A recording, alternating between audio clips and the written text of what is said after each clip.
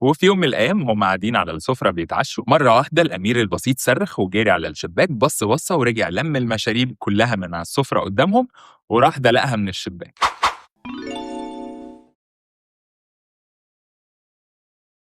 كان يا مكان في قديم الزمان وفي مملكة بعيدة عاش ملك طيب وعادل مع ولاده التلاتة حياة سعيدة. الراجل ده شعبه كانوا بيموتوا فيه وعمل كل حاجة صح في حياته إلا حاجة واحدة، إنه يربي ولاده. ابنه الأول كان غاية في الشجاعة بس متهور وما بيفكرش قبل ما يتصرف ومخه تعبان. ابنه التاني كان غاية في الوسامة بس مغرور وما بيفكرش في أي حد غير في نفسه ومخه تعبان برضه. أما ابنه التالت فكان أقل واحد فيهم تفضيلا عند الملك، his least favorite، وده لأن كان بيشوفه إن تفكيره طفولي وعلى قده ولا يصلح لحكم البلاد من بعد. ومرت السنين والثلاث أمراء كبروا وبقوا شباب والراجل التالت صحته تتدهور وحان وقت إنه يقرر مين هيكون ولي العرش من بعد. وفي يوم من الأيام وهم قاعدين على السفرة بيتعشوا، الأمير الشجاع المتهور كان عمال يتكلم ويحكي عن اللي هيعمله ويسويه لما يمسك البلاد من بعد أبوه، والأمير الوسيم المغرور كان عمال يحكي ويتحكى باللي هيعمله ويسويه لما يمسك البلاد من بعد أبوه. مرة واحدة الأمير البسيط صرخ وجري على الشباك، بص بصة ورجع لم المشاريب كلها من على السفرة قدامهم وراح دلقها من الشباك. الملك يا عيني أمله خاب. إيه يا ابني هي خلاص هبِّت خالص والّا إيه؟ بلا أسألك رَدَّ القضاء ولكني أسألك اللطف فيه. والراجل قاعد بيستعوض ربنا في آخر برج كان فاضل في نافوخ ابنه، الاتنين التانيين يسكتوا له؟ لأ طبعًا، قاموا زعقوا له وال3 مسكوا في بعض، والملك قعد بس يا ابني، بس يا حبيبي هو تسيب أخوك، ما فيش فايدة، جاله ذبحة صدرية وهُم قاعدين، قلبي. 3 أمراء هيجروا عشان يطمنوا عليه، هيقول لهم إن هو كويس، ما فيش داعي للقلق، هو بس محتاج يريح شوية وهيستأذنهم ويروح ينام. وقبل ما يمشي هيندهوا عليه الأمير الشجاع والأمير الوسيم، يقولوا له: "مش حاسس إن جه وقت بقى إيه، أعمار بيد الله وكل حاجة، بس مش حاسس إنك محتاج تاخد قرار في موضوع مين ولي العرش؟" الملك هيقول لهم: "فعلًا عندكم حق، أنا الليلة هاقرر وبكرة هاقول لكم مين ولي العرش من بعدي." والخدم هياخدوه ويدخلوا بيه أوضة. قبل ما ينام رئيس الخدم هياخد بعضه يروح يبص من الشباك، بعد كده يقول له: "يا جلالة الملك، أنتم قاعدين على العشا، شعلة من شعلات النار اللي منورة شرفة القصر اتفكت ووقعت على القش اللي في الاسطبل، ولولا إن الأمير بسيط قام طفاها كان زمان النار مسكت في الاسطبل كله وبقت كارثة." الملك هينبهر، معقول؟ يعني إيه يعني بسيط مش مجنون؟ الملك هيشكر رئيس الخدم ويقعد يفكر مع نفسه. لحد اللحظة دي كان القرار شبه محسوم بالنسبة له بين يا الأمير الشجاع يا الأمير الوسيم، وهيسرح في أفكاره ويروح في النوم. تاني يوم الأمراء هيصحوا على الملك جامع الشعب كله في ساحة القصر، يقول لهم: "شعبي العزيز، النهارده هنعلن مين ولي العرش من بعدي." ويحط إيده في جيبه يطلع 3 ريشات. هتطير والّا إيه؟ 3 ريشات في إيده، هيبُص لل3 أمراء وهيقول لهم: "أنا هاحدفهم في الهوا، الريح تشيلهم زي ما تشيلهم. كل واحد فيكم هيمشي ورا واحدة ومن مكان ما ترسى عليه إنه يجيب لي أفخر بساط وأغلى خاتم وأجمل بنت في المكان كله، وبناءً على مجايبكم هاقرر مين ولي العرش." الأمير الشجاع والأمير الوسيم كانوا في غاية الغضب من الملك، المسابقة المفاجأة اللي أعلن عنها، ولكن ما كانش في وقت للغضب. لو حد فيهم حابب يكون ولي العرش من بعده محتاج يكسب المسابقة دي، في حين إن بسيط كان طاير من الفرحة إن أبوه عمل حسابه وادّى له فرصة زيه زيهم يكون ملك من بعده. المهم الأمير الشجاع المتهور خد حصانه وانطلق، والأمير الوسيم المغرور ركب العربية دي، الاتنين بيشيلوها من قدام واتنين بيشيلوها من ورا، عشان بيعرف يمشي في الطينة، ما بيتعاملش هو مع الحياة برّه القصر. أما بسيط على رجليه وعينه على ريشته ومشي وراه. أول ريشة، ريشة الأمير الشجاع المتهور، طارت على قد ما طارت وهو وراها على حصانه لحد أمّا رسي، نزل من على حصانه ومسك الريشة وبيبُص قدامه لقى بنت منكوشة وهدومها مبهدلة كده على قدها يعني كده شوية، ماسكة سجادة متر ونُص في 2 وربع، مَر عليها 600 سنة ما فيهاش حتة سليمة، وبالمنفضة وهاتك يا نفع. هيقرّب عليها ويقول لها: "دي أفخم سجادة أنا شُفتها في حياتي، السجادة دي من نساجون الشرقيون." البنت هتستغرب جدًا ضارب إيه ده قبل ما ييجي، تقول له: "سمو الأمير." "عفو يا فندم، ده اللي بنفرشها على السطوح فوق." "فخمة إيه وبتاع إيه، ما معفنة يعني." الأمير هيقاطعها ويزعق لها، يقول لها: "طالما أنا قُلت إن دي أفخر سجادة في المكان، تبقى دي أفخر سجادة في المكان، ولو على المكان ما إحنا في وسط الصحرا." في السجاجيد هنا تاني. تقول له: "العفو يا سمو الأمير." "ده ضارب إيه؟" "عامةً اللي تشوفه." أعتقد أفخر سجادة في البلاد دي تسوى لها إيه، بتاع 10 قطع دهب، 15 اللي باقي دي كمبيوتر. الأمير هيقول لها: "عندِك حق." يدب إيده في جيبه يطلّع سُرة من العملات الذهبية، يعد 10 ويدّيهم لها. البنت ما كانتش مصدقة. ده أنت زبون. طارت من الفرحة ولسه هتمشي، قام نادت لها: "باقول لِك إيه، ما عندكوش خواتم هنا؟" "يا سلام، من عينيا، من عينيا يا سمو الأمير." فتاخد بعضها وتدخل الزريبة. عندهم تور ملبسينه حلقة في مناخيره كده هتفكها، تقول لها: "ما هاجيب لك غيرها، استنى بس." في حمار برّه استنى أجيب لك غيرها هتطلع للأمير تقول له أنا دوّرت على قد ما دوّرت، بس للأسف ما لقيتش أي خواتم عندنا للبيع، ما فيش غير واحد إرث عائلي اتورث من أجيال لأجيال، يعني حاجة كده لا تُقدّر بثمن. ده أنتِ رخيصة. الأمير هيقاطعها ويقول لها لمّي الفيلم الهندي اللي أنتِ عاملاه ده ما لوش لزوم، أنتِ مش واقفة في سوق الخميس يعني، كلمي أمير، عايزة كام اخلصي، لو أمي عرفت هتموتني، بس يعني ممكن أدّيه لك ب20. الأمير هيدب إيده في الكيس يعد 20 عملة ذهبية ويدّيهم لها، هياخد منها الخاتم وقبل ما يمشي هيبُص لها كده يقول لها ما تعرفيش أحلى واحدة أحلى واحدة في المكان هنا فين؟ آه طبعًا، كُلّك نظر، إحنا في وسط الصحرا يعني، أكيد مش ستي اللي متجوزة بالسجادة اللي أنت لسه واخدها. الأمير هياخدها بصّة من فوق لتحت كده ويقول لها تعالي. ماشي قشطة، تعالي، تحبي تسكني في القصر؟ هتقول له آه طبعًا، هيقول لها اركبي، تقوم راقعة زغروطة وناطة وراها على الحصان، ناداها لأمها قالت لها أنا رايحة القصر، الجوازة دي مشيت وأنتِ جاية الفرح؟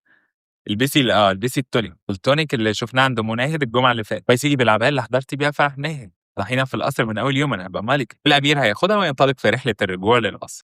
تاني ريشة، ريشة الأمير المغرور، الهوا هيشيلها قد ما يشيلها والخدم يا عيني شايلينه في عربيته وبيجروا وراها فين وفين لحد أمّا هترسى على عتبة دُكان قديم مكحكح، ده هيفتح ستارة العربية كده يبُص بصّة يقول لهم أنا لا يمكن أنزل من العربية، أنا لا يمكن أدخل المكان ده، سوري، دونًا عن المملكة كلها، بقى أنا الأمير جميل جمال ما لوش مثال أدخل الدُكانة المعفنة دي؟ استحالة طبعًا، هيقوم ضارب إيده في جيبه مطلّع سُرة من العملات الذهبية كابش حبّة مدّيهم للخدم ويقول لهم ادخلوا هاتوا لي أفخر سجادة في المكان المعفن ده، واحد من الخدم هياخد الفلوس فعلًا ويدخل الدُكانة شوية ويطلع له بسجادة معفنة كده يقول له دي يقول له دي أنضف حاجة لقيتها جوّه، تحب اسمعك تشوفها؟ يقول له لأ أشوفها إيه؟ شوف إيه القرف ده، خلّصت الفلوس؟ اتبقى حاجة من الفلوس والّا يقوم دابب إيده في سُرة الفلوس تاني كابش حبّة مدّيهم للخادم ويقول له ادخل هات لي أغلى خاتم في المكان المعفن ده، الخادم هياخد الفلوس وفعلًا يدخل الدُكانة وشوية وهيطلع له إيد في جيبه وإيد مأنجش بيها واحدة. ماسك واحدة في إيده، يطلّع إيده من جيبه ماسك خاتم يقول للأمير دي أنضف حاجة لقيتها جوّه، حضرتك تحب تشوفه؟ التاني هيقول له بلاش قرف، أشوف إيه وبتاع إيه، مين دي؟ الخادم هيقول له أنا عارف إن سموك مشغول جدًا ما عندكش وقت، عشان نوفّر المشروع، والبت المعفنة دي بنت صاحب الدُكان، صدّقني أحلى واحدة في المكان جوّه، أنا حكيت لها الموقف وهي موافقة وتمام. الأمير هياخدها بصّة من فوق لتحت كده ويقول لهم حطّوها مع السجادة على ضهر العربية كده من ورا ويالّا على القصر بقى عشان خلاص مش قادر أقعد من غير تكييف أكتر، الجو صعب أوي في المملكة دي، مملكة ما يتقعدش فيها، لا يمكن أستحمل القرف ده. فعلًا البنت هتركب والخدم ياخدوا العربية بيها وبيه وبالسجادة ويرجعوا على القصر. تالت ريشة، ريشة الأمير البسيط، طارت على قد ما طارت ومشي وراها على قد ما مشي لحد ما رسيت في غيط، قعد جنبها يبُص يمين ما فيش صريخ ابن يومين، يبُص شمال ما فيش غير صوت صرصار الحقل.